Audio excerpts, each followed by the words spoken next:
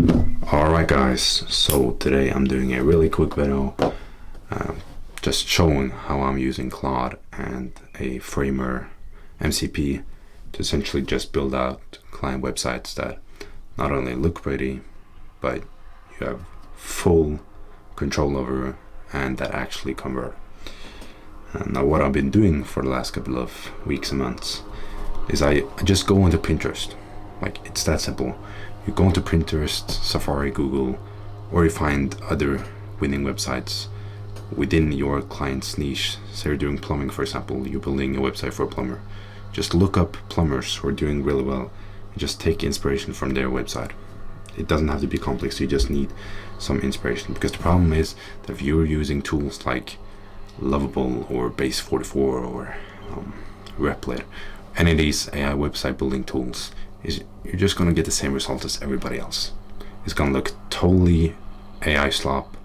It's just going to be so bland, and it's going to have a bunch of gradients that looks cheap, and you can tell it's AI instantly.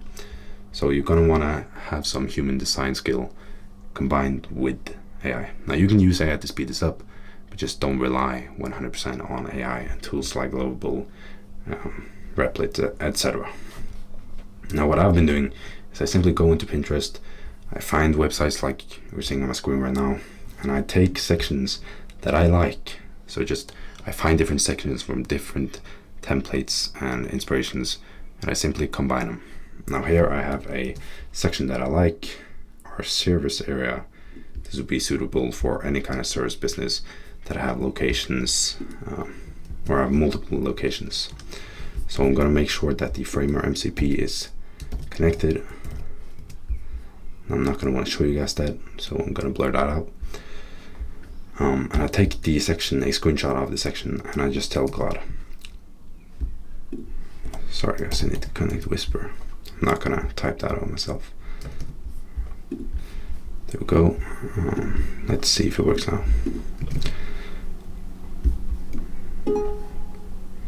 Yeah, it works. Alright, so use the Framer MCP, take the reference image and create me a interactive our service area. So essentially what I want to do is there's 4 different options on the left, as you can see on the image.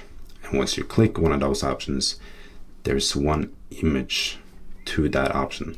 So if you press option 1 or the top one, as you can see in the image, one image would show. And then if you press the second one, the second image would show, etc. And just use image holders for now. Don't insert any images. Make sure they're Framer native image holders, so I can just drop my image and be done with it.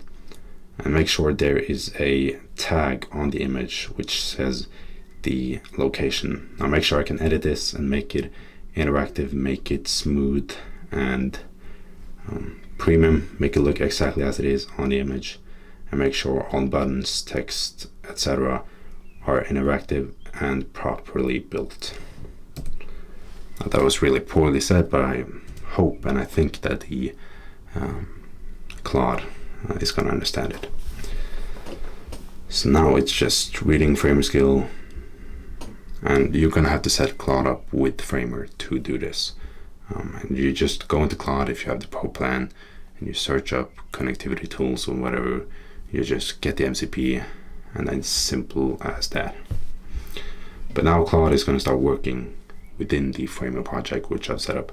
This is a completely new Framer project, and as you guys can see, I've done this just as in now, where I keep some of my assets, and these are just really simple ones, but like these are really good assets.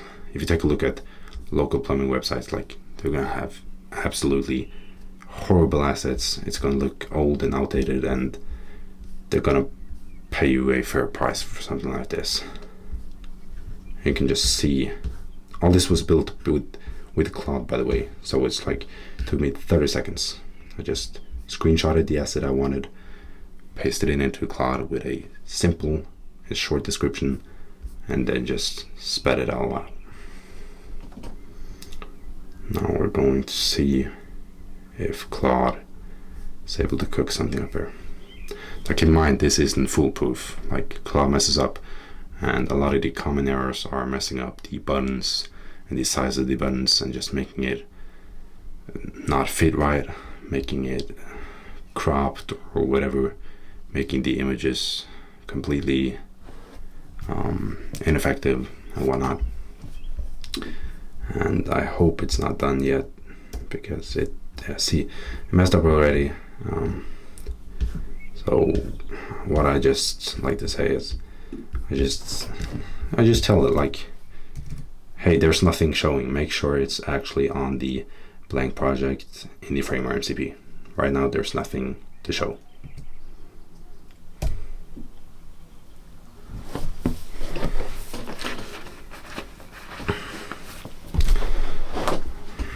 Now, the more you do this with Claude, the better it's gonna get. And I've done this quite a few times, but I've started a new chat and the memory isn't sufficient enough to make it right 100% of the time.